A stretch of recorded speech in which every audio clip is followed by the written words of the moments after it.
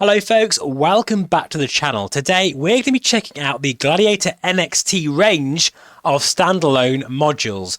Now you may have seen recently my review of their Gladiator NXT premium joystick, and I've got nothing but praise for that, particularly because it's just machine gun with different buttons and hat switches, but more, essentially the feeling of flight using those magnetic sensors feel absolutely fantastic. Now I'm pleased to say that quality definitely extends to their modular systems, and I'm unboxing mine right now, and as you can see you get a ton of stuff with it, including different attachments, the levers. Well, you've got a choice of plastic or really sort of real nice metal with longer levers, which I prefer personally.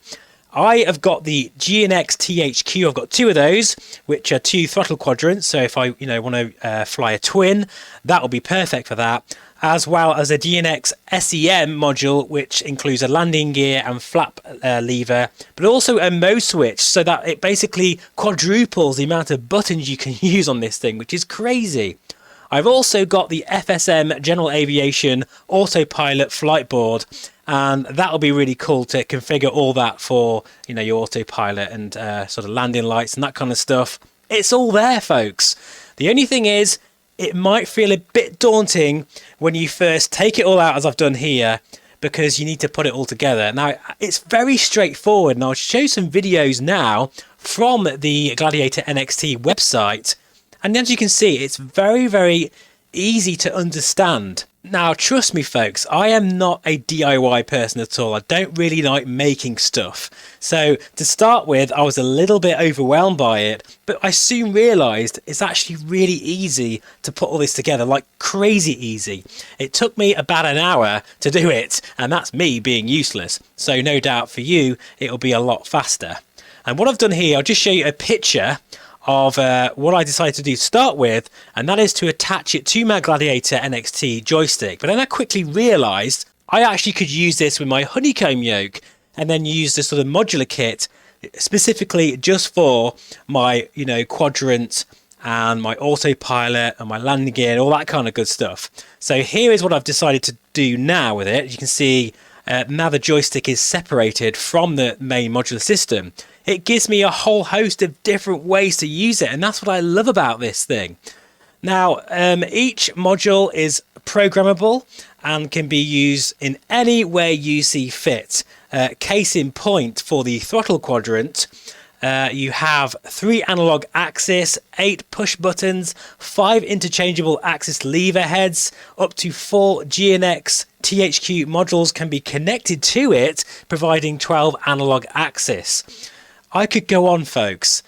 What this really is something we've wanted for a long time within the hardware sector. A way to be able to almost just put together your own bespoke set of controllers. And I think it does look really cool and very, very expensive in my opinion. However, the modules, they're pretty cheap actually. You're talking of $70 for the throttle quadrant. You're talking of £20 for the multifunction holder that you see in there with the autopilot. I think it's £74 for the extension module, which includes your landing gear and flap lever. So, obviously this kind of thing will add up in price, but if you try to get something like this from any other manufacturer, I have a feeling it'd be a lot more money.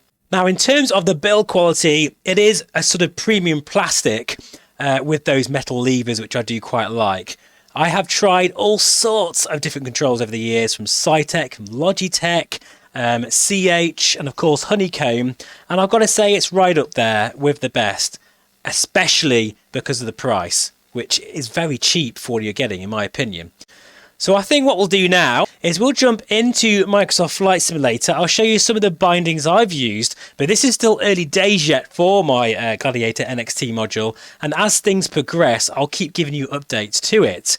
But personally for me, I prefer this over the Bravo throttle quadrant simply because it's so configurable and it has a ton of buttons on there, and it can also be used for sort of like military combat sims like DCS and IL-2. But yeah, we're going to go for a flight in Microsoft Flight Simulator, just a quick one, just to show you in action, and I'll see you in the sim in a moment. So welcome back to the sim, and as you can see there on the left hand side, that's the Gladiator NXT modular flight control system. Looking very nice, I have to say, and especially it's great now that I've decided to detach my NXT joystick, because that means I can use this with my honeycomb yoke, which I definitely intend on doing. It is early days, folks, at the moment, but I'll show you a few things that I've done here. These are all my axis of the mixture prop, and of course the throttle, and it's very, very smooth. I'm not quite sure if it's magnetic sensors or if it's potentiometers in this like it is with the joystick, but I have to say that is absolutely beautifully smooth. No messing around there with any sort of jittering like there is with my Logitech quadrant over here, which I've only had for about 3 months and already it's starting to go funny. But let's just jump into an aircraft now and, you know, go for a quick circuit just to see what it's like. See you in a moment. Right, so we're now in the sim and we're going to take off in the Icon at this beautiful place here. The wind is very, very strong as well, so it's going to be quite interesting. And this really is the start of a new series, because I'm going to show this off in DCS and also with more complex aircraft, perhaps say the CRJ or even the Just Flight 146 Professional, because I could configure these quadrants, put them both together, and then have, say, you know, all the sort of the 4 engines on here. That would be quite cool, and maybe use this as, say, a speed brake lever. You know, you get the idea. It can be configurable to your heart's content. But for this simple little flight, we're just going to take off in the Icon and hopefully survive, because that, look at that windsock. Oh my goodness me.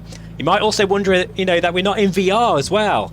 That is because I've got a new controller in front of me, which means I need to remember where it is. So muscle memory definitely plays a factor, and you'll be surprised with yourself that over time you will get used to it. But for now, it's new to me. I'm just going to get used to it in 2D mode first, and I would recommend that.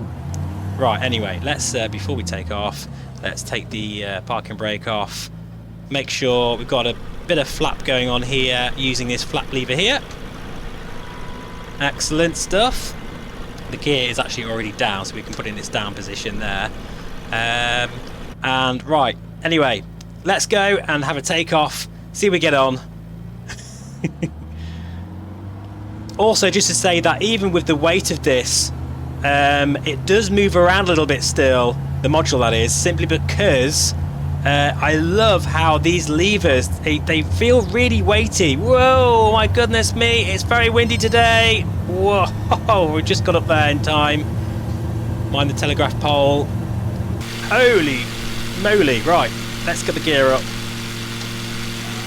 I love the light there, that's brilliant, and we'll get the flaps up as well. So yeah, what was I saying? Basically, these levers here, my Logitech, you flick them around a little bit, they're just so cheap and tacky. But these, you have to really kind of like grab them and use them. But what that does mean is it does move around, but there is some sort of sticky pads that you can put underneath your desk, which I might try actually. But the trouble is, my desk isn't particularly great because it's this sort of weird material. But this does feel great, particularly with the joystick and this module in front of me here. It just looks so good. And you know what, actually, if you do prefer using a joystick rather than the yoke, this is a very good sort of option for you. Look at this, look, this is so gorgeous. We're in the sort of outer scariest region, if you're wondering where we are. And yeah, this is sort of one of the customised airports. Looking very nice indeed, I have to say.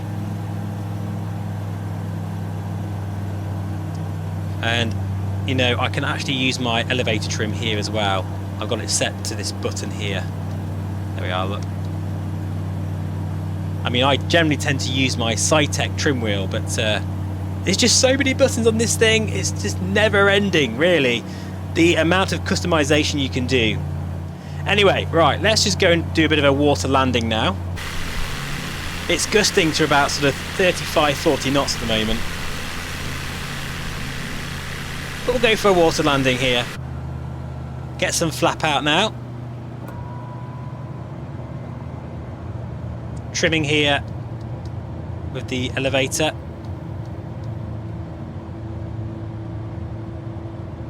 That is one gorgeous looking view. This sim, folks. I think we'll land near that lighthouse. Oh, it's so windy. Right, second degree of flaps. Using the elevator trim switch here. Look at these swells. Oh my goodness me. Right, we'll land just about here somewhere, I think. I've really fallen in love with this joystick, folks. I actually use it a lot more than my honeycomb now. Thank you to Melissa for buying this for my birthday. And there we go. Notice how I can be so precise here. Wow, look at these waves. My goodness me. Actually, to be honest, I think we might just take off again here.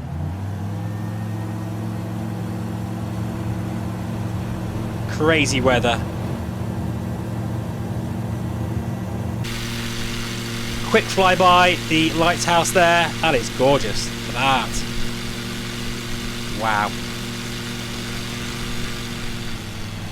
So there you are, folks. I hope you enjoyed that. That is a quick look at the modular flight control system. The Gladiator range is absolutely a winning combination, particularly as I do feel, you know, you can customize it to your heart's content. I'm definitely going to show this off a lot on the channel, particularly with more complex birds as well. And yeah, I'll see you again very soon. Bye for now.